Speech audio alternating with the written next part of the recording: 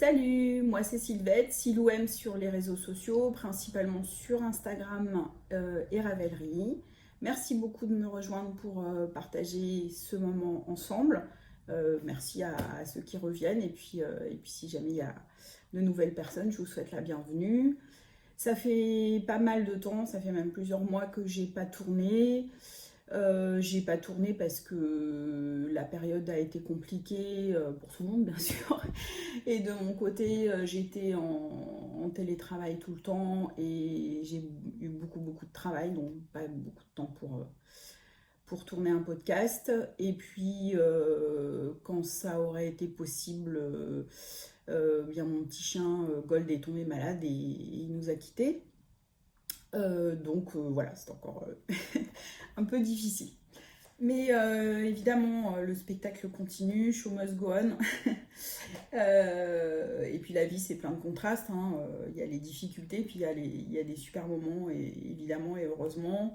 Et notamment cet été, j'ai passé plein de bons moments tricotesques avec des copines que j'ai rencontrées dans le Doubs, des personnes que je suivais sur Instagram. Et ça a été vraiment une super journée. Et puis j'ai aussi pu revoir Imogen et d'Hélène Big Bad Yards, pardon, et Armel de la marque qui design des tricots de la marque Knits with Chocolat. Encore aussi une bien belle journée. Et puis il y a eu deux tricotés, l'un en juillet avant que je parte, et puis un il n'y a pas longtemps, là, il y a quelques jours,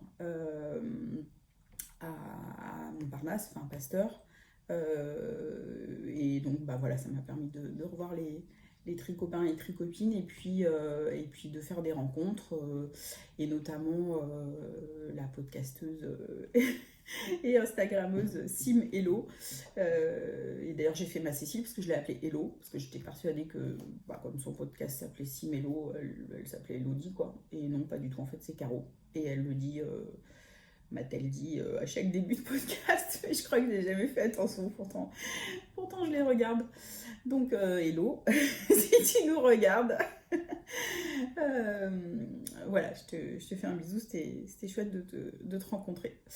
Euh, voilà, donc le spectacle continue, et puis du coup, comme j'ai pas tourné depuis longtemps, j'ai quand même pas mal de choses à vous montrer. Il y aura trois projets tricot terminés, deux petits et un pour le moins grand, si ce n'est gigantesque. Et puis les projets en cours, les coups de cœur, et puis je me suis mise à la couture. Donc j'ai un ouvrage, un vêtement à vous montrer que je porte là. Donc on y revient tout à l'heure. Vous avez vu une plante parmi les plantes. Voilà, donc installez-vous confortablement, et puis c'est parti. Je pense que ça vous fera plaisir.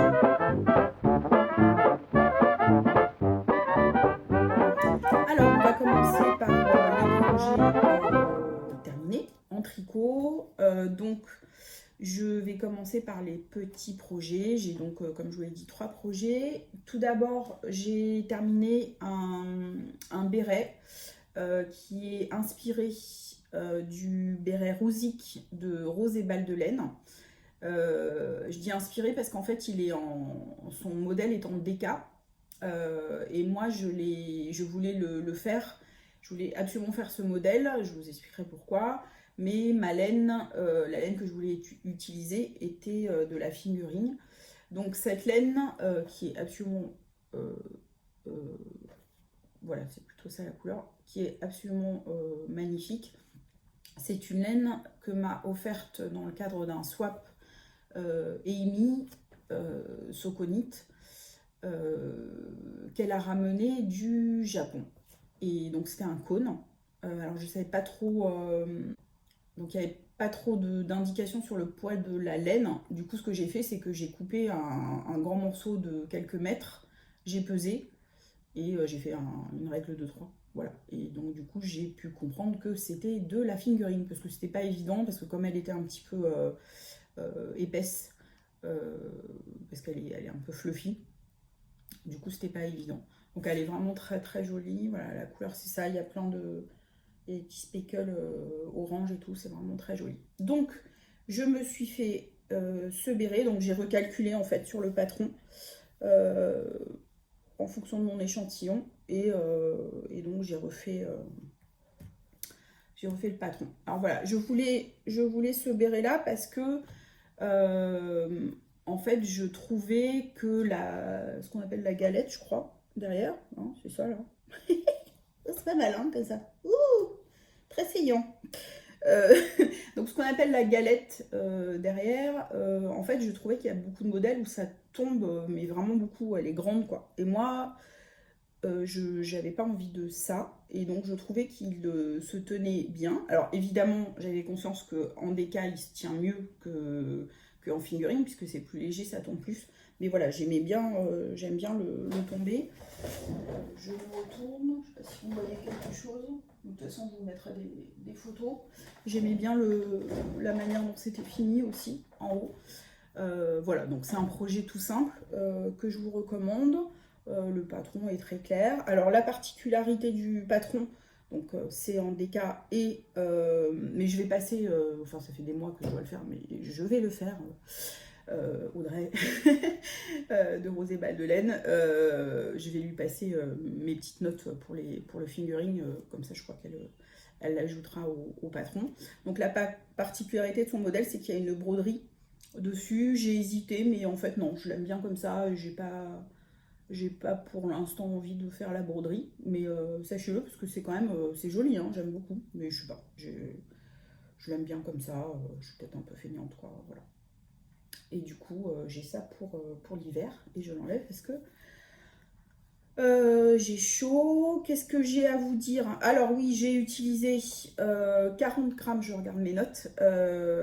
J'ai utilisé 40 grammes de laine fingering, 172 mètres et j'ai tricoté en aiguille 4. Voilà. Si vous connaissez pas le compte, le blog, le podcast de Rose et Ball de Laine, je crois que c'est Audrey, j'espère que je ne me trompe pas, je vous invite à aller le voir. Elle a vraiment plein de jolies choses dans un univers très, je dirais, british, liberty, tout ça, vraiment très très joli. Il y a des patrons, elle vend des patrons de petits lapins habillés, tout ça en tissu, vraiment très très charmant. Il y a plein de choses gratuites, vraiment très sympa, en broderie, ça me donne très très envie. Elle offre aussi un patron de gilet en tricot avec de la broderie et le tout est gratuit et vraiment c'est un modèle très sympa que je vous montre pendant que je vous en parle. Donc voilà, je vous invite à aller voir. Alors elle a un nouveau blog en fait. Donc son nom de designer sur Ravelry c'est Rose Hélène. Sinon donc son podcast et je crois sur Instagram c'est Rose et Ball de Laine. Et son nouveau blog, c'est Les Aiguilles de Rose. Voilà. Mais de toute façon, si vous faites Rose et Ball de Laine, vous tombez sur son ancien blog où vous pouvez trouver plein de choses et ça vous renvoie. Il y a un lien pour trouver son nouveau blog. Voilà, c'est quelqu'un de très sympathique. Et d'ailleurs, j'ai oublié j'ai oublié de la remercier, mais c'est vrai que ça fait un moment donc que j'avais oublié. Mais en fait, donc j'ai un peu discuté avec elle par rapport au fait que je voulais le faire en fingering et tout ça au début avant de commencer. Et Vlatipa qu'elle m'a offert le patron. Donc vraiment merci beaucoup. C'est un. Je viens d'avaler un moucheron. C'est très désagréable. Excusez-moi. Du coup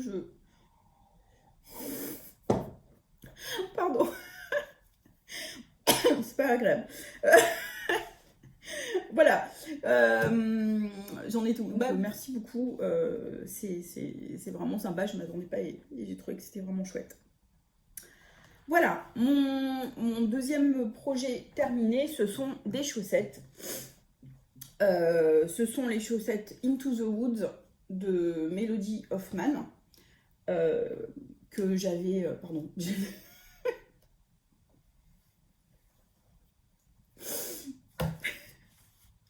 Bon, je crois que ça sera pour le bêtisier.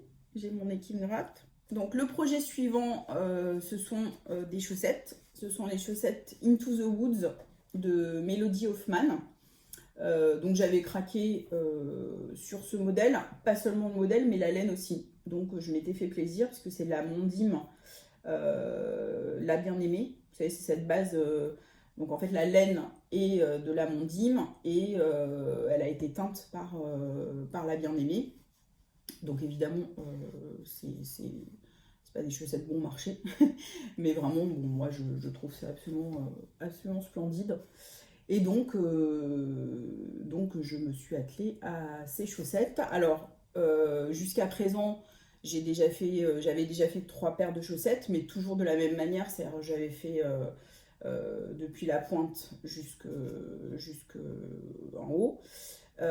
Et j'avais fait un talon après coup, et c'était des chaussettes autorayantes. Donc j'avoue que la 3e paire que j'ai faite, je vous en avais parlé dans un précédent podcast, donc c'était des chaussettes rayées rouges et blanches. En fait j'en avais ras-le-bol, je trouve que c'est pénible en fait de tourner là. J'avais plus trop envie de faire ce genre de chaussettes. Ça me reviendra peut-être, parce que c'est vrai que pour par exemple quand on est en soirée, en soirée tricot, tout ça, c'est sympa d'avoir des projets zéro cerveau, mais quand même ça me gonflait en fait. Donc j'ai très envie d'essayer de faire des modèles de chaussettes différents et d'apprendre d'autres choses. Donc celle-là, c'était déjà l'occasion, puisqu'en fait on les commence, c'est cuff down, en fait on les commence par le haut, et on termine par la pointe avec un grafting. Et le talon, en anglais, c'est un heel flap. Je crois que c'est un talon renforcé avec gousset. Je crois que ça s'appelle comme ça en français.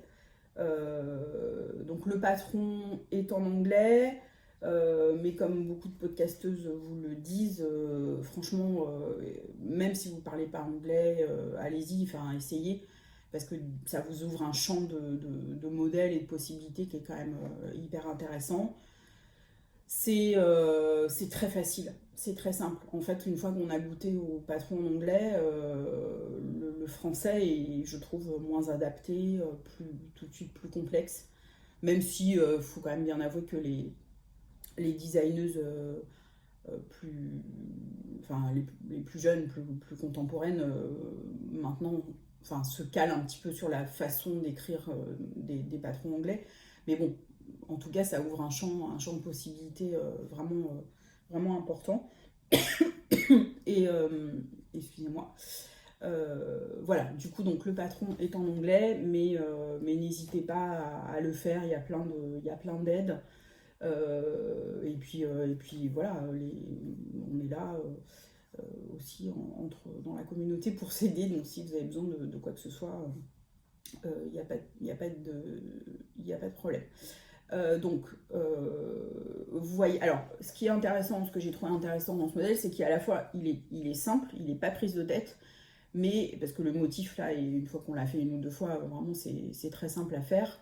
Il se fait en tricotant, hein, c'est pas rebrodé après, c'est pendant le tricot, et du coup ça rythme, et moi j'ai trouvé ça beaucoup plus sympa et beaucoup moins ennuyeux que de tourner en rond sans cesse.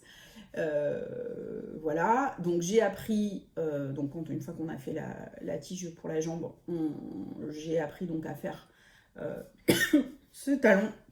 Pardon, c'est toujours la mouche qui n'a pas dû passer, veuillez m'excuser. Pardon. Donc j'ai appris à faire ce talon renforcé. Donc en fait c'est pas compliqué, hein, sont des mailles qu'on glisse, et en fait le fait qu'il y ait comme des espèces de petites côtes là de rayures, ça renforce en fait le talon. Et là on a quelques mailles en point mousse, et voilà, du coup effectivement quand on le touche on sent que par rapport à ailleurs quoi, c'est plus épais et c'est plus solide. Voilà, et puis on finit par un grafting. Moi, je suis trop contente de mon grafting, parce que je le trouve parfait. Je sais qu'il y en a qui n'aiment pas ça, mais moi, franchement, ça me pose pas de soucis. Alors, la laine, ben, je l'adore. C'est une laine dite rustique. Mais franchement, pour des chaussettes, là, je la trouve super. Enfin, pas que pour des chaussettes, je sais pas pourquoi je dis ça d'ailleurs. Mais je la trouve vraiment super. Bon, c'est comme je vous dis souvent, elle est sèche, mais elle est pas du tout piquante. Et en plus, au lavage, à chaque fois, elle se radoucit un petit peu. Donc, je la recommande et puis je la trouve vraiment belle. Il y a plein d'autres couleurs. Voilà, c'est très sympa. Et donc, c'est pas superwash, hein, c'est composition de laine portugaise non superwash. Voilà, qu'est-ce que je peux vous dire? Oui, je vous les présente. Bon, je vous le montre, mais en fait, c'est un prototype il n'est pas terminé. En fait, je vous le montre sur des bloqueurs que j'ai testé pour Karen Sunnyside Handmade. Je pense que vous la connaissez. Elle fait d'accessoires tricot en bois. Et donc, elle s'est lancée dans la conception de bloqueurs chaussettes. Mais ça, c'est un prototype. Hein, donc, ils vont être différents puisque Pascal et moi, on lui a fait notre retour dessus. Voilà. Alors, il faut quand même que je vous raconte l'histoire de ces chaussettes. Parce que jusqu'à présent, je vous en parle comme si c'était mes chaussettes. Eh bien non, parce qu'elles sont beaucoup trop grandes. Donc, moi, les chaussettes précédentes que j'ai faites, j'ai toujours fait en commençant donc avec 64 mailles.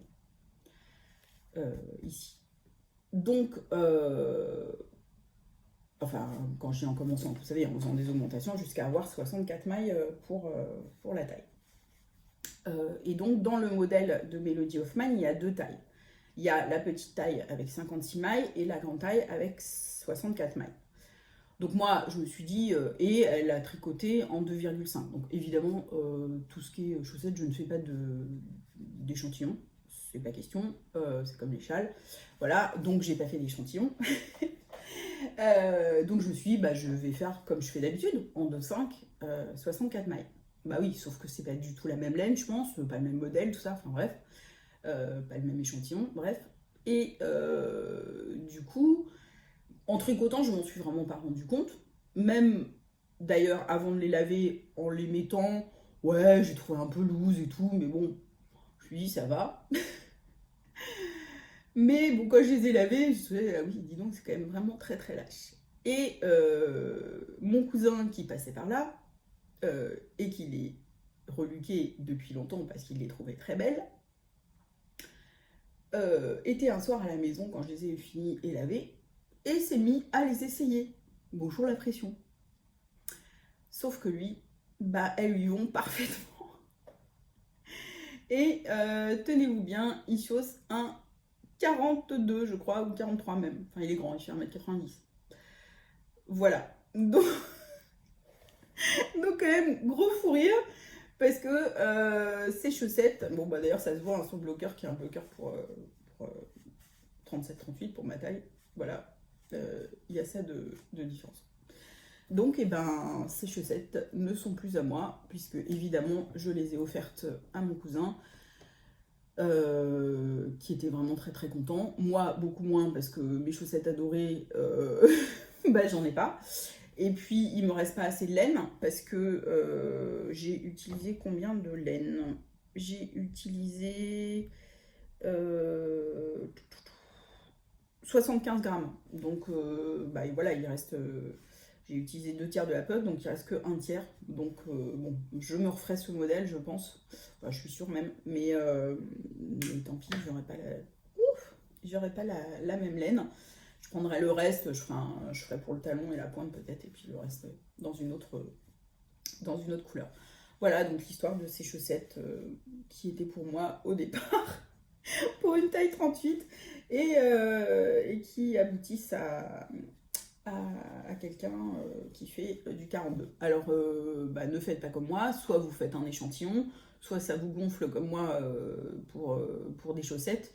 Et dans ce cas, bah, bon, vous voyez, soit vous faites les 56 mailles avec les aiguilles de 5, mais bon, moi si je le refais, non seulement je ferai 56, mais je ferai en 2,25, hein, avec cette laine-là en tout cas. Voilà pour les chaussettes, je pense que j'ai tout dit. Ah non, je voulais vous parler de mes petites aiguilles. Vous savez que moi donc j'avais acquis ce kit Chiago que j'aime beaucoup. Mais il m'est arrivé un incident et je sais maintenant que je ne suis pas la seule puisque pas plus tard qu'hier j'ai regardé le dernier podcast de Tricot Libri et il m'est arrivé donc un incident, c'est que donc le petit câble pour les aiguilles, donc les aiguilles elles sont comme ça, vous avez des plus grandes et une plus grande et une plus petite. Alors vous pouvez mettre soit deux grandes, soit deux petites, soit voilà. Donc je les adore, hein, comme tous les Chiago, parce que je trouve que le câble est vraiment génial. Il se remet en place, il n'est pas pénible et tout ça, comme je trouve sur les autres marques que j'ai essayé. Bah ouais, sauf que donc en fait ça a cassé à ce niveau-là. Paf, d'un coup. Voilà, donc bah, j'ai plus que le petit bout, j'ai jeté le bout de câble, j'aurais peut-être pas dû. Alors par contre, j'ai fait un petit mot à... Bon, je me rappelle pas le prénom, pardon. Je me rappelle pas ton prénom. À Tricot Libri, qui m'a dit qu'elle s'était renseignée et qu'apparemment les Chiago seraient peut-être, comment on dit, garantie à vie. Donc bah, si c'est le cas... si c'est le cas, tant mieux. J'attends son retour. Elle a dit qu'elle nous en reparlerait dans son prochain podcast. Et du coup, moi aussi, je vous dirai ce qu'il en est. Donc, bah, évidemment, un peu déçue parce que c'est quand même du matériel qui coûte cher. En même temps, c'est ma méthode préférée pour les chaussettes parce que sinon, j'ai du mal avec cette mouche là. Excusez-moi. Je vais aller prendre un grand verre d'eau. Voilà, désolée, j'essaie de faire passer ce moucheron, j'espère que ça va aller. Voilà, donc on en a terminé pour les histoires de chaussettes et on va passer à mon grand projet que j'ai adoré tricoter. C'est vraiment mon projet préféré à ce jour. Et dont je suis très fière, je me la pète, c'est le Fantastic Shawl de Stephen West. Alors, je suis désolée, j'ai pas encore eu l'occasion d'attraper quelqu'un pour faire des photos portées. Donc, je vous mets des photos que j'ai faites moi-même en l'installant sur mon canapé, etc. Ce qui peut vous montrer un peu la taille de la bête. Donc pour ceux qui m'ont demandé, non, mon canapé n'est pas spécialement petit, c'est un canapé de taille tout à fait classique, à 2 ou 3 places, bonne place même. Donc non, c'est pas, c'est pas que mon canapé est petit. Donc ce châle, alors je vais la faire comme on voit, voilà. Donc voilà mon Fantastic Shawl. Je peux peut-être me lever pour reculer un petit peu. Bon, de toute façon, comme je vous dis, je vous mets les photos. Ah bah voilà, ça va, c'est quand même pas si mal. Voilà, pardon pour les bruits de chaise. Donc voilà, mon Fantastic Shawl. Et comme son nom l'indique, je le trouve fantastique. Alors, je vous raconte. Il ferait presque un peu frais là. Donc je peux le mettre sur mes épaules. Hop. Voilà. Oula, si je fais tomber là. Voilà. Je peux le mettre comme ceci. Voilà. Par exemple sur un manteau ou à la maison pour être bien doudouille. Et puis je disais que je suis très petite, donc le mettre autour du cou, c'est pas trop évident. Mais j'ai essayé au tricoter, mes copines me disaient, bah si, pourquoi pas, quand il fait vraiment très très froid l'hiver, si un jour il refait froid. Voilà. Coucou. Voilà. Voilà. j'ai fait n'importe quoi là. Je me suis un peu étranglée, mais voilà, je le trouve trop chouette. Oui, je suis très fière. Alors, que vous dire de ce châle? Donc, le patron est en anglais. C'est vrai qu'il y a certains patrons de Stephen West qui sont aussi en français. Mais celui-ci est en anglais. Mais alors vraiment, tout est super bien expliqué, rang par rang. C'est impeccable. C'est simple, ça coule de source. Voilà. Donc ça peut tout à fait être un premier projet en anglais. Moi, je pense que c'est tout à fait faisable. Ne soyez pas impressionnés parce que beaucoup m'ont demandé mais est-ce que c'est difficile, etc. Non, en fait, c'est pas difficile. Bon, c'est vrai que vu comme ça, voilà, mais en fait, c'est qu'un principe systématiquement de maille glissée. Toutes les sections, c'est un principe de maille glissée. Donc c'est pas difficile. Il y a quelques sections où il faut être un peu plus concentré que d'autres. Mais franchement, non, il n'y a pas de difficulté particulière. J'ai fait des bêtises. Donc voilà, hein, c'est comme ça. Par exemple, là, je sais pas ce que j'ai fait. J'ai pas refermé J'ai dû continuer à tricoter. J'ai pas refermé le truc, mais c'est pas grave. Franchement, il n'y a que moi qui le sais. Et puis voilà, hein, ça fait la particularité de mon châle. ça me gêne pas. J'ai eu aussi, c'est peut-être un peu plus curieux, j'ai eu à partir de cette section-là, je crois, non, en bas, là, la dernière, ça, là, pour faire ça. Quand j'ai compté les mailles, parce que j'ai plus compté pendant un moment, parce que là, on s'en fout, hein, on en a presque 800. À la fin, enfin 700, bon, bref, presque 800.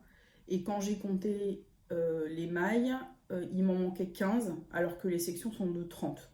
Donc ça m'étonne quand même d'avoir perdu 15 mailles ou dans le truc, bon, et que ça tombe comme ça pile poil. Donc est-ce qu'il y a une erreur de comptage? Enfin non, vous savez, quasi à chaque fin de double rang, de rang d'augmentation, il y a marqué en fait là où vous en êtes en nombre de mailles. Donc est-ce qu'il y a un bis dans le patron ou pas, je sais pas, mais enfin de toute façon on s'en fout. Bon, je l'ai fait avec plein d'autres tricopines. J'ai pas eu de retour, mais enfin je leur en ai pas spécialement parlé, mais ça m'intéresse si jamais vous le faites, de me dire si vous êtes tombé pile poil ou si de toute façon vous n'avez pas compté et qu'on s'en fout. Mais bon, sur le rendu final, il n'y a pas de il n'y a pas de changement. Donc oui, j'ai fait cet ouvrage grâce à Eve de Bobine et Pelote qui, je pense que c'était vers le milieu du confinement, a lancé l'idée de faire ce châle. Donc moi, c'était absolument pas prévu.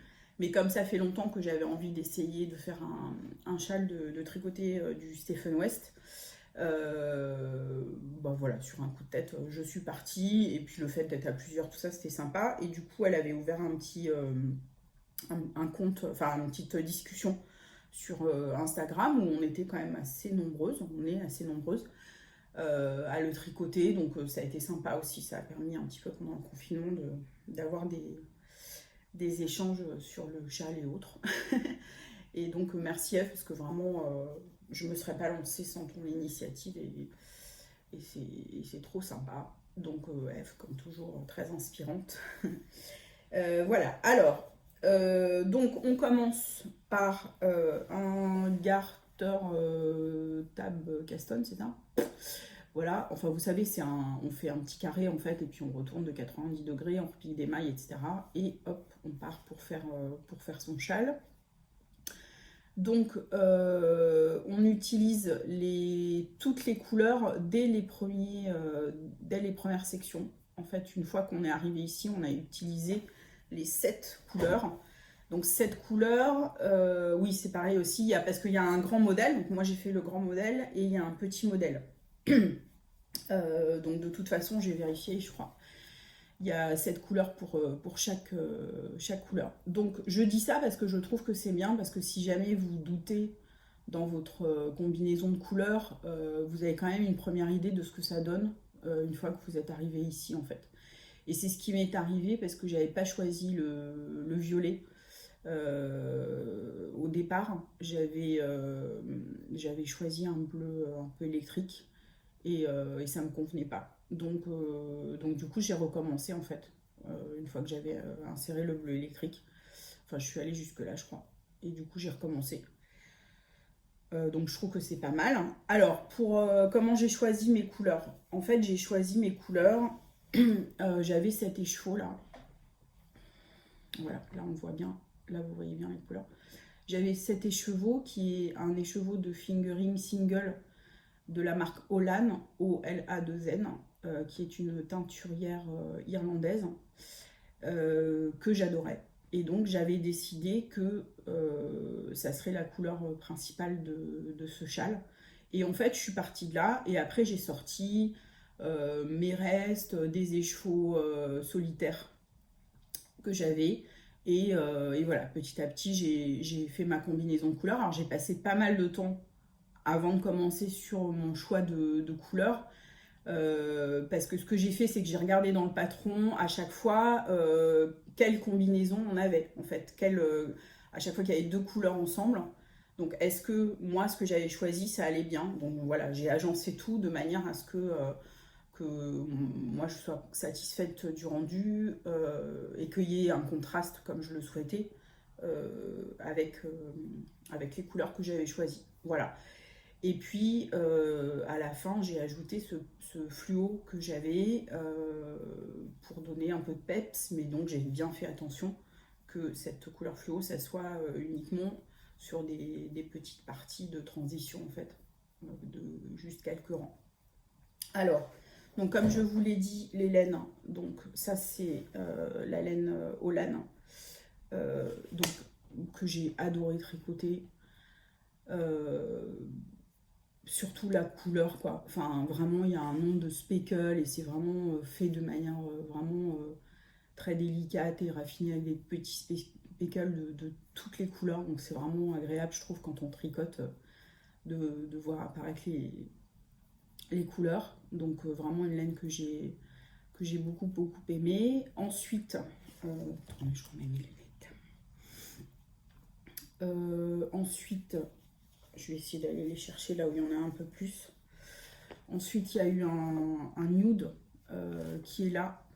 J'avais 50 grammes, donc on voit pas tellement la différence avec le blanc, hein, mais c'est un nude. Je sais plus quelle marque c'est un reste que j'avais. Peut-être qu'on m'a donné, franchement je m'en rappelle pas. J'en ai pas eu assez parce qu'à la fin, en fait, à la fin, il faut faire ses rayures avec cette couleur-là. Et du coup, j'ai remplacé par l'autre laine que j'avais approchante, c'est-à-dire la blanche. Et ça, c'est de l'alpaca. Donc, vous voyez, c'est un peu... ouais, vous voyez, il y a des petits doudous. C'est de l'alpaca de la marque Toft, qui est une marque anglaise. C'est notamment la personne, pour ceux qui connaissent, qui fait les livres d'Amigurumi, Edward's Ménagerie. Où il y a plein d'animaux. Elle a fait un deuxième livre et c'est traduit en français hein, avec des oiseaux, etc. Enfin, c'est toujours très sympa. Et elle a une ferme en fait avec des bébêtes, des moutons, des alpagas, etc. Et donc elle fait de la laine de la marque Toft. Voilà. Ensuite, le violet, c'est la marque Koigu. J'avais ça dans mon stash depuis très longtemps. Alors, je dirais pas que c'est la laine la plus agréable à tricoter. Elle est très sèche, bien que ce soit du mérino. Matt, avec qui j'en ai parlé au tricoté, m'a dit que c'est parce qu'elle était extrêmement retordue. Et effectivement, il y a presque une impression, une impression de corde. Enfin, j'exagère, hein, j'exagère. Mais c'est pour essayer de vous expliquer. Enfin, ouais, quand on tricote, il y a une expression ouais, de corde, de fil alors, c'est vrai qu'elle est très solide. Et il me disait que notamment, elle était bien pour les chaussettes. Donc, peut-être que je me servirai de mon reste pour ça.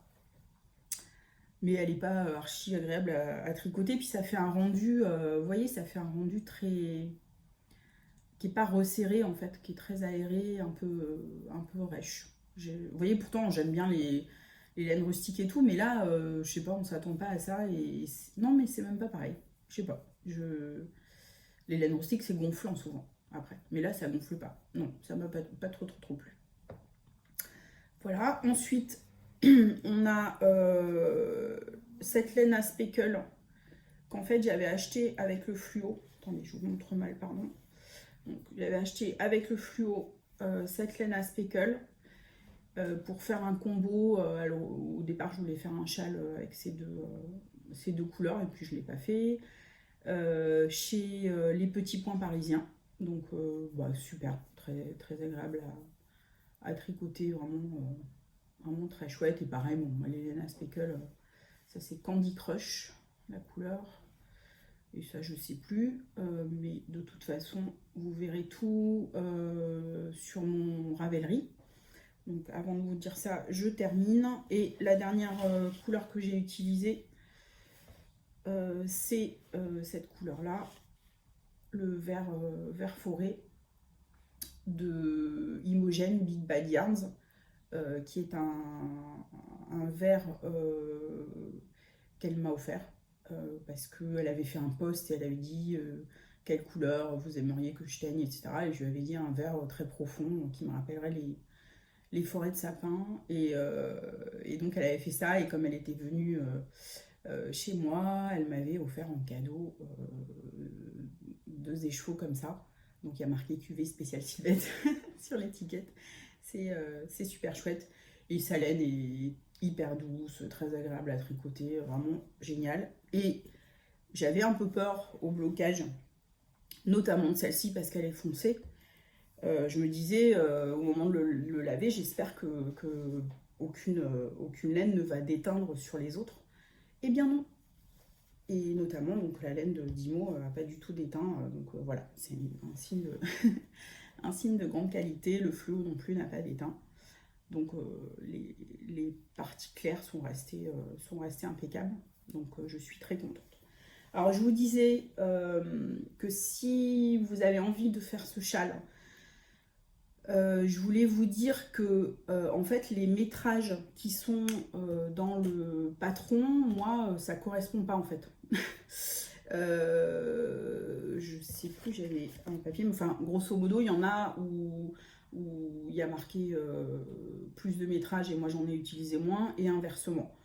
Donc évidemment, je suppose aussi, et vous allez me dire, bah t'avais qu'à faire un échantillon, oui. Mais bon, je vous le signale quand même, parce que si vous êtes comme moi et que pour les châles, vous ne faites pas d'échantillon, et même en faisant un échantillon, on s'inspire quand même du grammage qui est indiqué dans le patron. En tout cas, moi, voilà, à part la couleur principale, de toute façon, il vous faudra un écheveau. Donc je vous ai dit, c'est la couleur Holland. Vous voyez, il me reste que ça. Donc il m'en reste très peu. Donc ça c'est sympa, on utilise, si vous avez des chevaux solitaires, ça peut être bien. Sinon, il vous faut quand même beaucoup de gros restes, parce que c'est, en tout cas moi j'ai utilisé souvent un peu plus de 50 grammes, donc c'est des bonnes moitiés d'écheveau. Il faut aussi un autre écheveau, là c'est le Candy Crush des Petits Points Parisiens. Vous voyez, il me reste que ça, donc c'est aussi quasi un écheveau. Hein, donc il y a quand même ces deux teintes là où il m'a fallu quasi un écheveau, et ensuite vraiment des gros restes, parce que par exemple vous voyez le vert foncé, il me reste que ça, donc c'est moins de la moitié en fait qui me reste, donc des gros restes. Et il n'y a que deux couleurs, là c'est le fluo et ce que j'ai utilisé là, l'alpaga, cette partie là, où là, oui, effectivement, il faut, on peut dire des petits restes. Le fluo, c'est tout petit. Hein, il faut, je crois, 13 grammes. Et l'autre, il doit falloir dans les un peu plus de 20. Ouais, un peu plus de 20. Mais voyez, là, bon, là, vous avez... Mais finalement, il n'y a que 2 couleurs quand vous faites le grand, où il y a des tout petits restes. Pour le reste, ça consomme quand même pas mal de laine. Et on m'a demandé, donc au total, il n'est pas lourd. Hein, il fait 384 grammes. Donc, vous voyez, ça équivaut à peu près à 4 écheveaux au total. En longueur, moi le mien il fait 2,60 m. J'ai pas du tout tiré évidemment. Hein, je l'ai posé, je l'ai tenu comme ça en en sortant de l'eau, j'ai bien fait attention de pas qu'il tombe pas avec le poids de l'eau, etc. pour s'étirer encore. Donc ça, j'ai fait super gaffe. Pareil, quand je l'ai essoré, la roulé dans un linge et tout. Et après, quand je l'ai étalé, j'ai fait tout doux. Évidemment, il n'y a que, là que j'ai tiré pour que ça fasse des jolies pointes. Et puis que j'ai mis une épingle en fait, à chaque bout. Voilà, qu'est-ce que je voulais vous dire? Pardon, je crois que c'est bon. Ah oui, je voulais vous dire deux petits... Qu'est-ce que j'ai appris? Deux petits tips. Pour rentrer les fils quand vous avez effectivement un ouvrage avec des tonnes de couleurs comme ça, mais même d'ailleurs, vous allez voir que c'est une méthode, la petite astuce que je vais vous donner de Stephen West qui peut marcher pour tous les rentrages de fil. En fait, quand vous avez votre nouveau fil, vous accompagnez.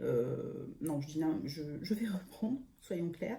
Donc, en fait, quand vous avez votre fil à rentrer, en fait, vous le prenez en même temps que vous tricotez, selon une certaine méthode, en passant le fil par-dessus à chaque fois, pendant un certain nombre de mailles, une dizaine, 8-10. Et il vous explique tout ça dans une vidéo IGTV. Je vous mets le lien, de toute façon, oui, j'ai oublié de vous dire, mais tout ce dont je parle, je vous mets les liens en dessous dans la barre d'infos. Et donc, c'est vraiment astucieux, et moi, je l'utiliserai volontiers. Du coup, à la fin, j'avais quelques fils à rentrer, parce que parfois, j'avais oublié, ou au début, en fait, je ne l'ai pas fait. J'avais quelques fils à rentrer, mais en fait, ça a été très rapide. Donc, non pas que je déteste rentrer les fils, c'est pas, quand on en a quelques-uns, c'est pas très pénible, mais bon, sur un châle comme ça, avec plein de couleurs, ou si vous faites des couvertures avec plein de couleurs et tout ça, ça peut être sympa. En fait, c'est un peu le même principe que pour ceux qui connaissent au crochet, où on prend le fil en même temps pour ne pas avoir à les rentrer au final. Voilà. Et la deuxième petite astuce que je voulais donner, mais là ça concerne ceux qui tricotent en anglais, mais qui m'aident beaucoup, et que j'ai donné aussi à ma copine Marie, Miss Boubounit sur Instagram, et qui l'aide maintenant aussi beaucoup. C'est pour les augmentations intercalaires, les make one left et make one right. Pour savoir dans quel sens en fait on fait l'augmentation, est-ce que c'est par devant ou par derrière.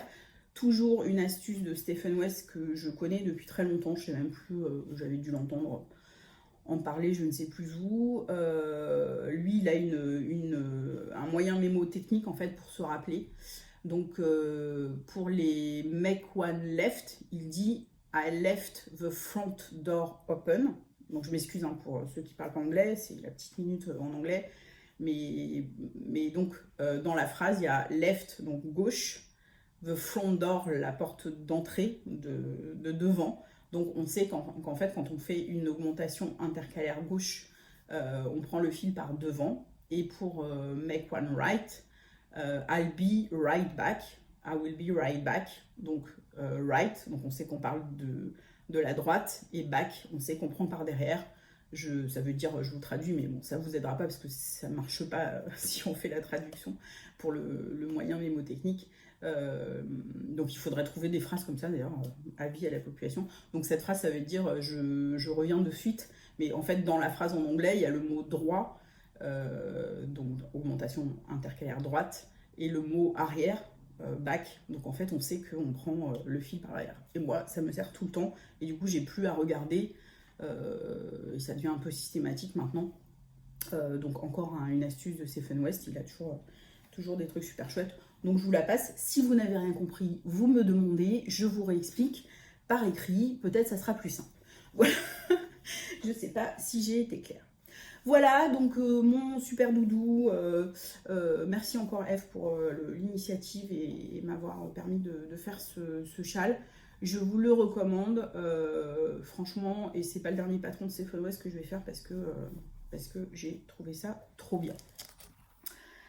Je vous montre, je ne sais pas si vous avez vu le podcast donc, de Simelo Mais quand on s'est vu, quand on s'est vu au tricoté, les filles se sont moquées de moi parce que j'avais mon projet en cours et elles ont vu l'état du patron de mon projet que je viens à peine de commencer. Donc en fait, elles se sont moquées de moi et elles ont bien raison. Et du coup, je leur ai dit, mais vous n'avez pas vu l'état du patron de Stephen West à la fin. Et encore, il en manque des bouts que j'ai carrément jetés, mais donc j'ai pas pu vous montrer parce qu'il y a du café dessus, j'ai tricoté dans la voiture, donc il y a une l'eau qui est tombée. Enfin bon, bref. Faut dire souvent je tricote dans la voiture avec mon chien Gaspard sur les genoux, donc voilà. Ah bah oui, vous voyez, il y a du café et tout. Voilà, donc team team patron froissé, un petit pot à carreaux.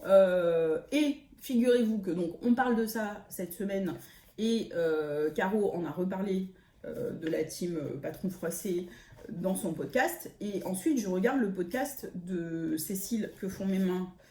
Très sympa d'ailleurs, comme d'habitude, mais alors là, il y a son mari, c'est vraiment, vraiment chouette.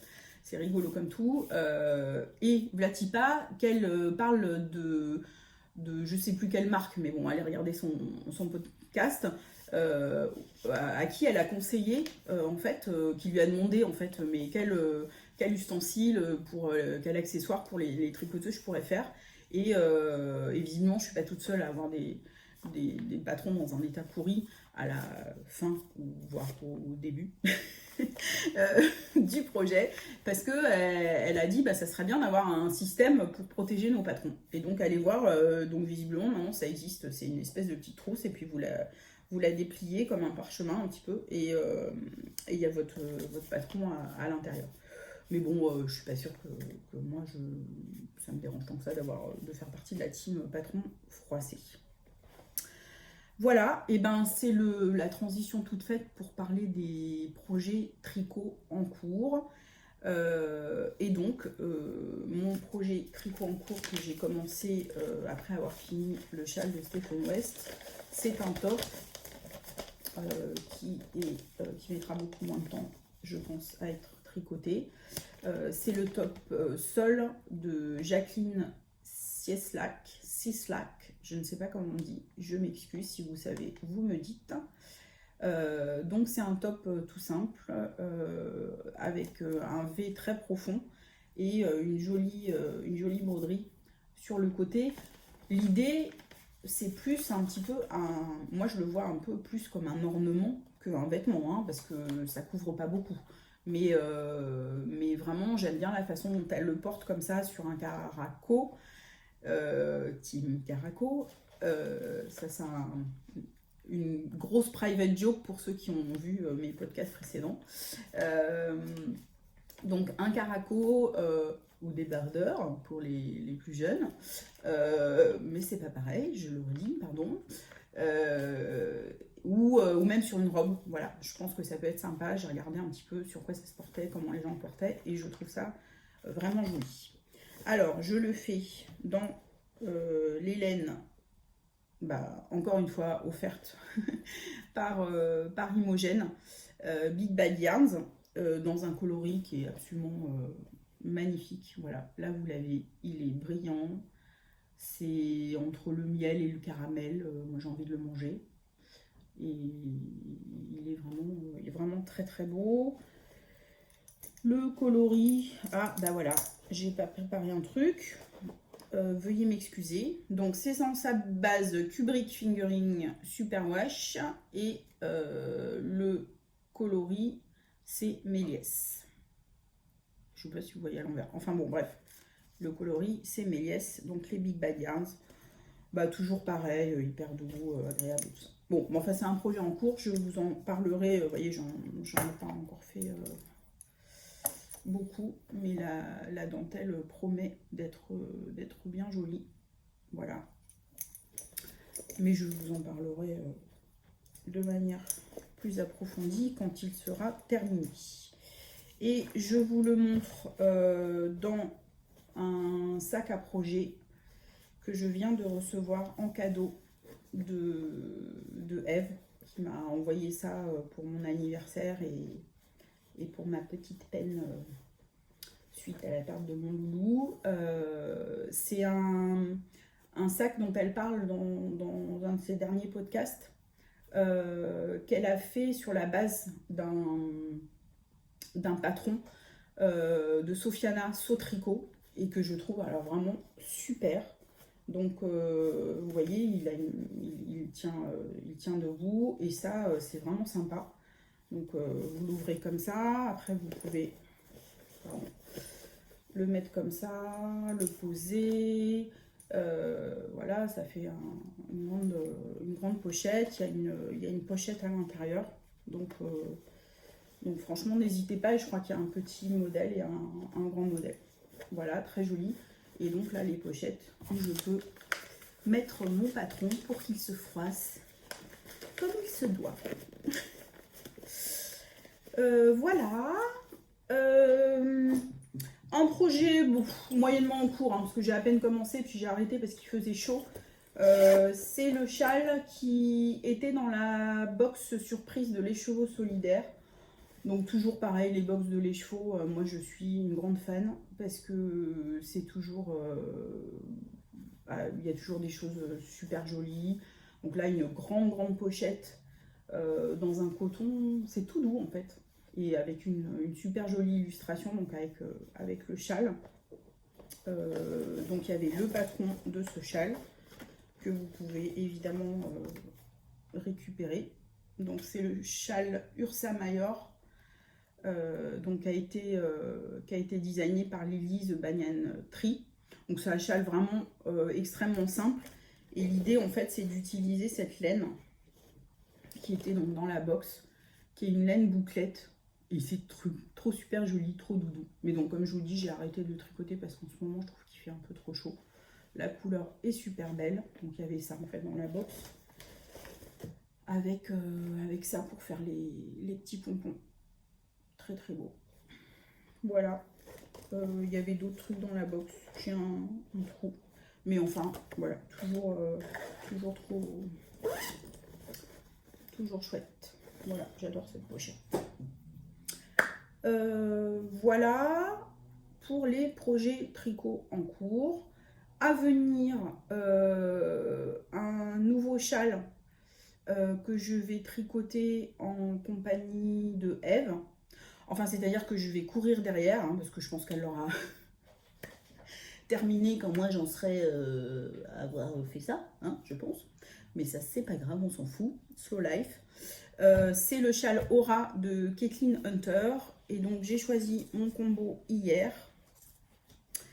Et ce combo, donc, il partira de la couleur principale Tôt le matin yarn, qui fait partie encore des cadeaux d'anniversaire et de soutien que m'a fait Eve.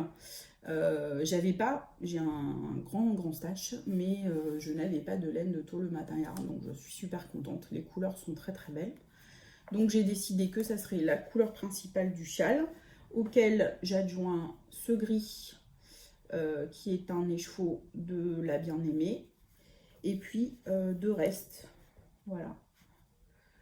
Ça, c'est un reste que m'a offert Mélina, qui a un podcast, Mélina Tricot, qui habite au Québec, avec qui j'ai fait un calendrier de l'Avent laineux l'année dernière, très sympa. Et donc, on s'est changé des mini et des restes pendant tout le calendrier, et puis à la fin, un gros cadeau que je vous montrerai à l'occasion. Donc voilà, je vais mettre ça. Ça sera pour les petits pompons.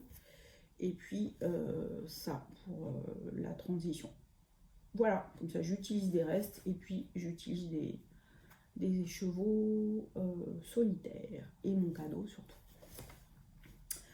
Voilà pour le tricot. Alors je fais, puisqu'on parle de cadeaux, je fais une transition vers tout ce qui est cadeaux, acquisition et tout ça pour vous montrer des choses. Je fais pas toujours, mais là j'ai quand même des jolies choses à vous montrer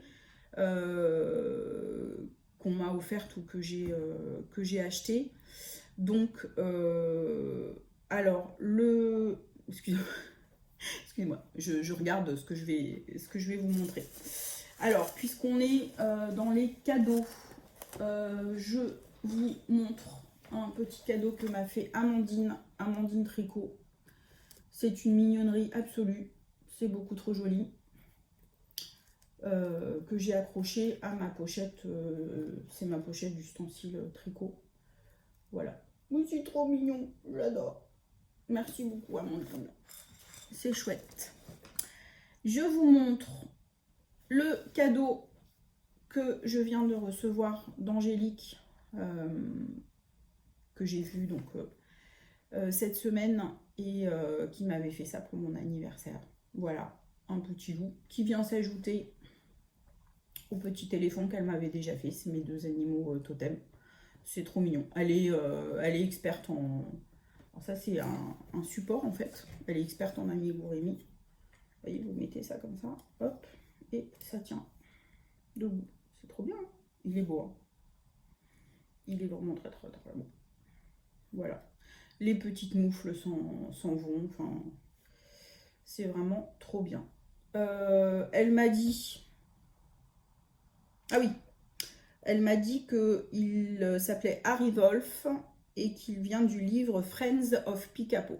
Je crois qu'elle fait pas mal d'amigurumi des livres Picapo.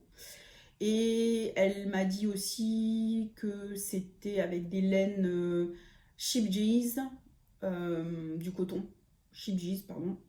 Je crois qu'elle aime beaucoup faire ses amigurumi avec ce coton-là. Voilà. Donc je commence à avoir une petite collection de cadeaux d'amigurumi, c'est trop sympa, je les mets près de mon bureau, donc quand je suis en télétravail, j'ai mes petits copains. Retour en enfance, wouhou. Ouais. Voilà, j'ai un autre petit cadeau à vous montrer, mais j'ai dû oublier un petit peu où je l'ai mis. Si, le voilà. Un petit cadeau encore d'Eve, très touchant. Je crois qu'elle vous l'avait montré, mais moi je ne savais pas que c'était... Elle nous l'avait montré, mais je ne savais pas que c'était pour moi. Un petit toutou. Voilà. Et du coup, je l'ai mis direct. Ça, c'est mon portefeuille porte-monnaie. Voilà. Je l'ai mis direct. C'est vraiment tout petit, hein. C'est très très fin. Je sais pas si je le montre bien. Petit chiant. Oh, c'est trop mignon. Merci beaucoup. Voilà, pendant qu'on parle de Eve, j'ai aussi craqué. Donc, si vous n'êtes pas au courant, vous savez qu'elle relance son activité créative de sa boutique, en fait. Donc, elle a une boutique Etsy. Et elle a dit qu'elle a expliqué, enfin, elle le fait mieux que moi, mais qu'elle allait faire des petites collections. Et donc, elle a fait une première collection cet été. Qu'elle avait bien gardé en surprise. Et il s'avère que cette collection, l'idée c'était un petit peu tout ce qui était printemps, cerises, etc. Et moi, je suis une fan. Je suis une fan des cerises. Je ne sais pas pourquoi. Les tissus cerises, les cerises sur les objets, tout ça, je trouve ça trop mignon. J'aime beaucoup. Je ne sais pas pourquoi. Donc forcément, bah, j'ai beaucoup craqué. Voilà. Donc j'ai pris ce grand sac qui est en ce moment mon sac à main, tout simplement. Voilà, avec une broderie trop magnifique. Bon, je passe pas plein de temps, il y a une pochette et tout. Elle vous a montré ça dans ses vidéos dédiées. J'ai pris une petite pochette aussi trop mignonne. Voilà, dans laquelle je mets des petits accessoires. Et un sac à projet. Oh bah oui, quand on craque, hein, c'est pas tous les jours qu'il y a des cerises comme on aime. Ça, c'est tout molletonné, c'est super. Un sac à projet vraiment sympa, avec pochette, le petit truc pour accrocher le marqueur, enfin, parfait. Voilà. Trop joli. Qu'est-ce que je me suis acheté? Je me suis acheté, comme j'ai vu Imogène, comme je vous l'ai dit, cet été, et ben, je lui ai demandé de me ramener de la laine, parce que ça faisait très très longtemps que je reluquais ce bleu, absolument dingue. Ah bah il n'y a pas marqué, je ne me rappelle pas le nom de la couleur, mais bon, enfin facile à retrouver. Donc je lui ai demandé ce bleu, donc j'ai pris une quantité pull. Je ne sais pas pourquoi encore, mais ça faisait très longtemps et je me suis dit que c'était l'occasion de me faire plaisir parce que j'en avais bien besoin et parce que je le vaux bien. Voilà. Et puis, j'étais en vacances, après le 12, j'ai fait une semaine de vacances dans la Manche, en Normandie. Et dans la Manche, en Normandie, il y a une marque de laine que je connaissais depuis pas mal de temps, qui s'appelle les Laines à l'Ouest. Et ils ont une boutique à Le Say, donc dans la Manche. Et je me suis dit que c'était l'occasion d'aller les voir. Déjà, j'y étais l'année dernière, mais c'était hors saison, et donc c'était complètement fermé. Mais là, comme c'était le mois d'août, c'était ouvert. Et du coup, bah, évidemment, j'ai acheté de la laine. Alors, j'en ai acheté pour des cadeaux, donc je ne vais pas tout vous montrer. Alors, l'idée, c'est laine locale, notamment les moutons du Pré-Salé. C'est des moutons du Cotentin, les moutons avranchin et les moutons qui pèsent, on dit ça qui pèsent. Je crois qu'on dit ça. Si on ne dit pas ça, vous me dites. Vous savez, au Mont-Saint-Michel, là, dans les Prés-Salés. Donc elle récupère la laine qui était jetée, qui ne servait à rien. C'est tout bien expliqué sur leur site. Donc elles ont plusieurs bases. Alors pour moi, je me suis pris la base Belle Amie, donc qui a un mélange, pardon, je retrouve pas. Qui est un mélange mouton bleu du Maine et mouton avranchin. Et donc ça donne une laine. Et je l'ai pris en couleur naturelle. J'y verrais bien un pull très type irlandais avec des torsades et tout. Bon, ça c'est archi classique. Ou alors je teindrais la laine, je sais pas. Je la trouve plutôt douce, franchement. Un peu sèche, mais pas tant que ça. Et ça pique pas. Alors bon, après les amatrices et amateurs de laine extrêmement douce, mais franchement, elle est chouette. Hein. Enfin, j'étais assez étonnée. Je m'attendais à ce qu'elle soit plus rêche que ça. Et du coup, elles expliquent sur leur site que le mouton avranchin, en qualité de laine à tricoter, à porter, ça serait la deuxième laine après le mérino, justement pour sa qualité douceur, fluffy et tout ça. Donc c'est intéressant, donc ça marche très bien pour la laine. Voilà, et j'ai pris une autre base, mais donc là je prends que l'étiquette parce que je ne voulais pas montrer parce que c'est pour des cadeaux et peut-être les personnes regardent. L'autre base, c'est la base accroche-cœur. Et ça, c'est... Donc bah, justement, ça c'est mélange avranchin et Cotentin. Voilà, donc elles ont un site, elles ont une boutique Etsy. Donc les laines à l'ouest. Et donc elle travaille à partir de 3 races. Voilà, et ah oui, ce que je voulais vous dire, c'est que j'ai trouvé très intéressant, c'est que ça va, leur proposition de gamme va de la fingering à la sport, à la worsted, à Han, tout ça. Et je leur disais, parce que j'ai discuté avec l'une d'entre elles, l'accueil était hyper sympa, merci beaucoup. Et je leur disais que je trouvais que c'était chouette parce que en France notamment, c'est pas toujours facile de trouver de la plus grosse laine. Voilà, c'est pour ça que j'en ai pris en espérant que j'arriverai à la tricoter parce que c'est un peu plus compliqué quand c'est pas de la fingering pour les douleurs, mais ça reviendra. Donc j'ai bien l'intention de le faire. Mais voilà, je trouvais sympa qu'elles aient vraiment une vraie gamme avec plein de tailles de laine parce que je disais que autant quand par exemple j'étais allée au festival à Édimbourg en Angleterre, il y a vraiment une offre avec des tailles de laine vraiment très variées et notamment des grosses laines, mais qu'en France, franchement, notamment chez les teinturières indépendantes, c'est pas forcément évident de trouver. Donc je comprends que c'est compliqué parce qu'après il y a le prix, quand on fait un pull il faut une quantité et tout. Mais justement c'est des bonnes alternatives avec des rapports qualité-prix intéressants. Voilà ce dont je voulais vous parler dans les histoires de achats, cadeaux et tutti quanti. Je crois que j'ai rien oublié. Voilà. Je suis un peu... comment je m'interroge parce que j'avais prévu de vous parler du livre 52 chaussettes, la 52 socks, mais j'ai pas du tout préparé. J'ai oublié, j'ai zappé, je l'ai marqué. Vous savez quoi? Je le ferai au prochain podcast parce que j'ai déjà plein de choses. Je vous ai déjà parlé de plein de choses et c'est pas fini. Donc on va zapper ça et on va passer au coup de cœur. Alors, mes coups de cœur, donc vous savez, ou pour ceux qui découvrent le podcast, que j'aime bien vous montrer des projets ou des ouvrages tricot ou autres d'ailleurs, mais là aujourd'hui ça sera du tricot, que je vois passer notamment sur Instagram, de tricoteuses talentueuses mais qui n'ont pas forcément de podcast ou voilà. Et je trouve que c'est un chouette moyen de montrer le projet.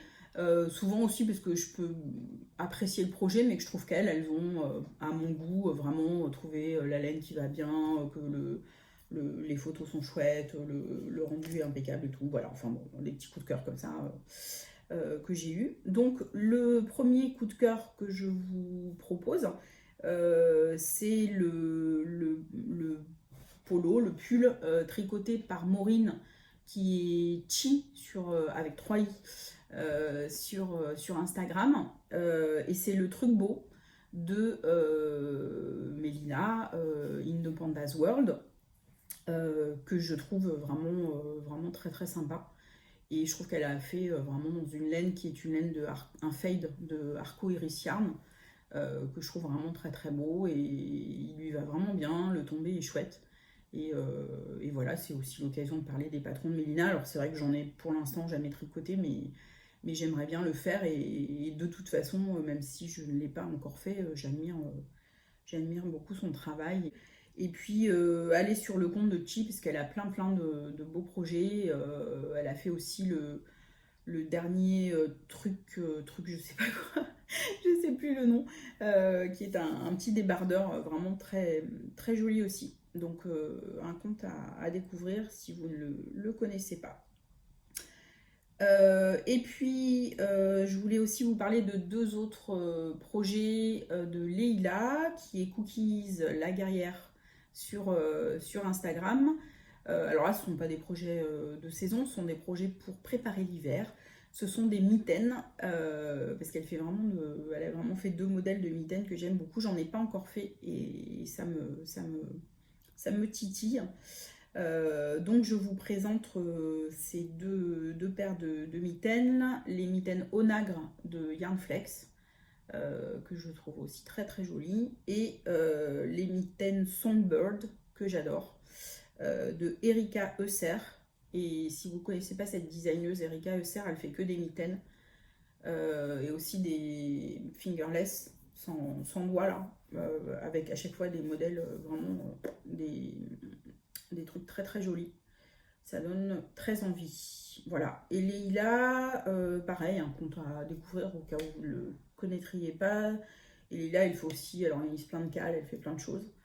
Et elle a tricoté donc les onagres en flora de drops, et les songbirds, c'est un mélange de flora et de alpaca de drops. Voilà, donc aussi deux très jolis modèles et un compte hyper chouette. Alors ensuite, en coup de cœur podcast, donc il y en a eu pas mal, hein, des nouveaux, c'est super pendant le confinement, là, des personnes qui s'y sont mises. Je trouve ça super chouette. Et donc moi, je voulais vous faire découvrir le podcast Un renard dans la penderie, qui est proposé par Chloé. Chloé, c'est... Ah, j'oublie son... J'ai pas noté. Il y a La Renarde, je crois, dans son pseudo Instagram. Bon, je vous mets tout ça de toute façon, et le lien vers son podcast. En tout cas, son podcast, c'est Un renard dans la penderie.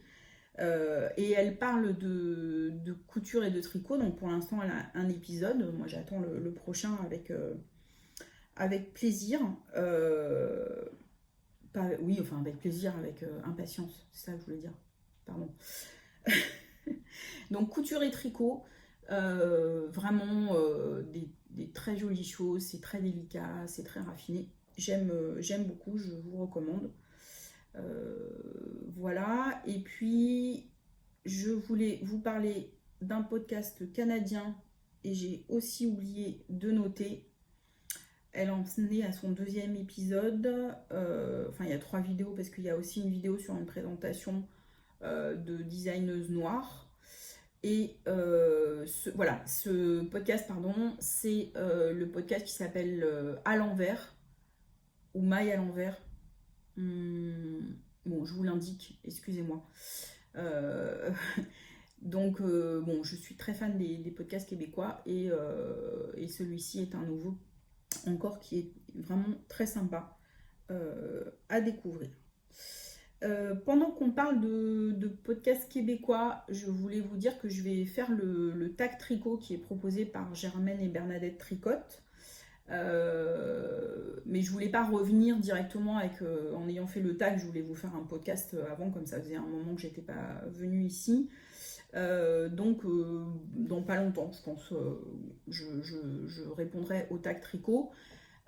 Par contre, ça m'amuserait si je pouvais compléter avec d'autres questions. Donc si vous avez des questions que vous voulez me poser sur tout et n'importe quoi, rigolote, pas rigolote, tout, voilà.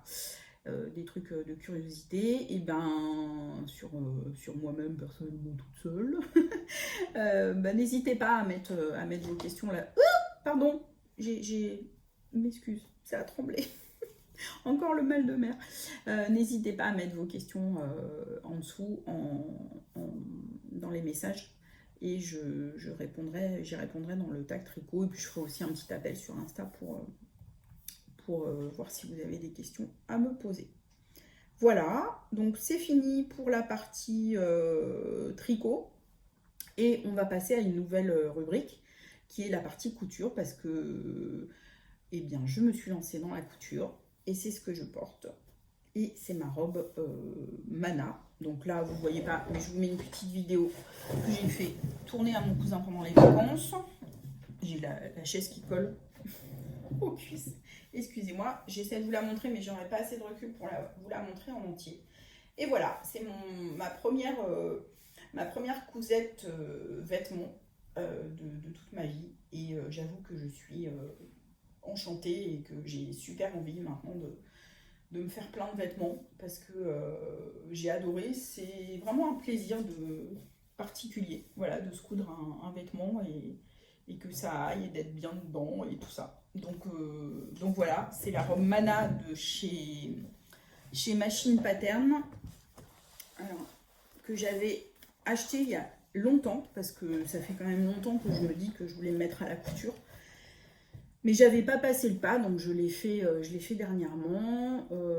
J'ai enfin pris le temps. Donc sachant que moi j'ai une machine à coudre, hein, parce que je faisais du patchwork machine. Et donc j'ai une machine plutôt bien.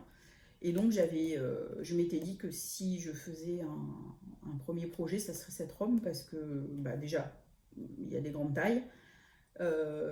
Parce que, hélas, elle a arrêté, mais j'aimais beaucoup le compte et ce qu'elle faisait chez Machine, et que j'aimais bien, voilà, j'aimais bien cette robe Mana. Donc, que vous dire, que j'ai trouvé que les explications sont super faciles à faire, que je pense que c'est un projet accessible aux débutants, en s'accrochant un petit peu, mais franchement il n'y a pas de difficulté particulière. Peut-être le petit V là, ça peut faire peur, mais elle explique bien comment faire, et c'est vraiment en réalité pas compliqué. Les pinces, en fait, ce sont pas des pinces poitrine comme classiquement. En fait, enfin moi je connaissais pas en tout cas, c'est des pinces par le haut, donc franchement c'est super simple aussi à faire. Et alors depuis, elle a fait exprès, elle l'a fait juste après. Mais Marie Bibounette sur l'Hélène de Bibounette sur YouTube, et Bibounette 2309 sur Instagram, a fait juste après que je l'ai fini une vidéo tuto pour cette robe. Donc alors franchement maintenant tout est réuni pour pour que vous puissiez la faire si vous avez envie de la faire ou de débuter en couture. Alors, vous trouverez plus, je pense, peut-être en occasion, je sais pas, la pochette papier. Mais par contre, je crois que c'est sur Makerist. Enfin, de toute façon, si vous tapez Rob Mana chez Machine, vous tomberez dessus. Vous pouvez acheter le patron PDF. Donc vraiment, je la recommande. Voilà, moi je suis très fière de moi. J'aime beaucoup le fait que les épaules, voilà, il n'y a pas de manche à coudre, mais elles tombent quand même un peu, donc c'est pas forme débardeur. La taille, elle est impeccable. Alors après, j'ai fait dans ce tissu vraiment pas cher parce que c'était ma première que j'ai acheté chez Toto. Et en fait, donc voilà, je l'ai pris parce que c'était pas cher, c'était un peu l'idée de faire une toile. Mais je me suis dit, si je réussis, je vais pas prendre un truc que je peux pas porter, je vais quand même prendre un truc que je peux porter. Mais je m'attendais pas à ce que ça rende si bien ce tissu en fait. Mais je l'aime bien finalement. Voilà. Et non, elle est impeccable. Alors après, si je la refais, peut-être que ici, je trouve que c'est peut-être un peu bas. Donc je remonterai. Tiens, c'est quoi ça? Ah, j'ai mal repassé. Je remonterai peut-être un peu là sous les manches. J'aimerais bien essayer. Je sais pas si c'est compliqué parce que comme je débute, mais je pense pas de la faire avec un col en V. J'aimerais bien aussi descendre un petit peu plus la taille. Donc parce que vous voyez, je trouve que le trait là par rapport à ma poitrine, j'aimerais bien qu'il fasse peut-être un peu plus comme ça. Et autre chose que je changerais, c'est que j'enlèverais peut-être un peu de tissu au niveau de... Alors elle tombe très bien, hein, mais moi, dans le ressenti quand je la porte, en fait, j'enlèverais bien un petit peu de tissu là.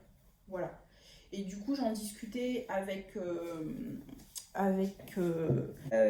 Alison, petite Angélie, sur Instagram, et elle me disait que peut-être en prenant la taille de jupe de la taille en dessous de ma taille du haut, et je pense que c'est une bonne idée. Bon, bref, je vais peut-être faire quelques modifications, mais c'est sûr et certain que je referai cette robe, et je vais même peut-être en faire une pour une amie. Qui doit l'attendre, mais voilà, c'est un peu stressant de le faire pour les autres, surtout quand on débute. Voilà, donc génial, ça m'a donné envie de continuer, j'ai envie de faire plein de cousettes, et l'idée d'avoir les tricots qui vont avec les vêtements cousus et tout, enfin voilà, de faire sa propre garde-robe, c'est quand même sympa. Bon, après il faut du temps, donc entre ce que je veux faire et ce que je peux faire, il y a un grand gap, mais bon, c'est pas grave, hein, c'est bien d'avoir des projets en tête. Donc notamment, j'ai commencé pendant les vacances, mais bon, j'ai pas eu le temps de finir, une robe midi que je fais pas à partir d'un patron, en fait, que je fais à partir de tutos YouTube. Bon, je vous la montrerai, je vous en parlerai la prochaine fois, parce qu'en fait, mon idée, c'était de faire un prototype, une toile, pour éventuellement ensuite me faire la même jupe dans le tissu que j'avais acheté à Nathalie by Night.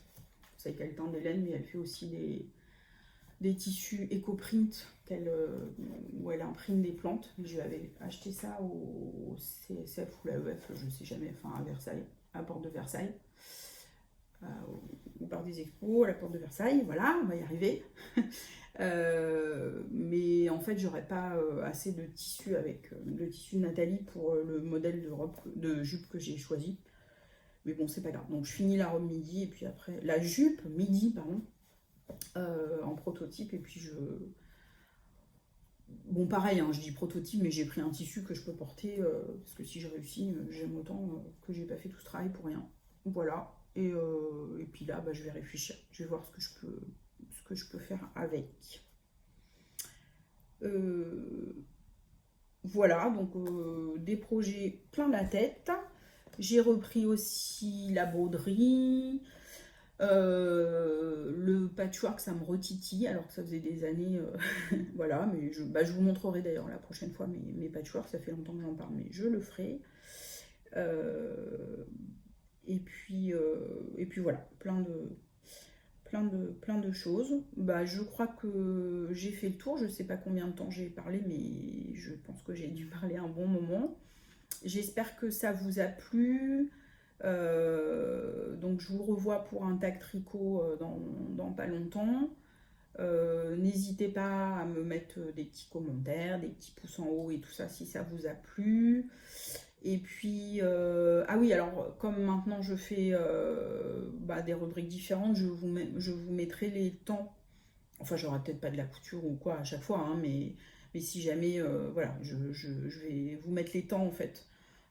Donc s'il y a des parties qui vous intéressent plus ou moins. Et puis, moi, le fait de mettre les temps là dans les barres d'infos, ça me sert aussi quand je fais un projet et je sais que quelqu'un en a parlé dans un podcast précédent. Quand vous vous mettez à faire le projet dont vous avez entendu parler, moi j'aime bien l'idée d'aller réécouter ce que dit la personne pour voir est-ce qu'elle a eu des difficultés, ce qu'elle a à dire sur ses projets. Et donc je me disais qu'en vous mettant les temps, si jamais, je sais pas, par exemple, vous aviez envie de faire le Fantastic Shawl, ben voilà, vous pourriez éventuellement revenir écouter juste cette partie-là s'il y a des choses que j'ai dites qui peuvent vous aider quand vous vous lancerez. Donc voilà, écoutez, je vous souhaite bonne fin de vacances pour ceux qui y sont encore, bon courage pour ceux qui bossent, bonne rentrée pour tout le monde. Bon, on verra, hein, on ne sait pas trop. Bon voilà, c'est du jour le jour, hein, carpe diem en ce moment. Voilà, et puis j'espère à bientôt. Et comme d'habitude, que la force soit avec vous, parce qu'il en faut. Et allez, plein de projets créatifs, et on y va, les Jedi du tricot, du crochet, de la broderie, de tout. Là. Voilà, de la couture, tout ça. Allez, je vous embrasse. À la prochaine. Salut!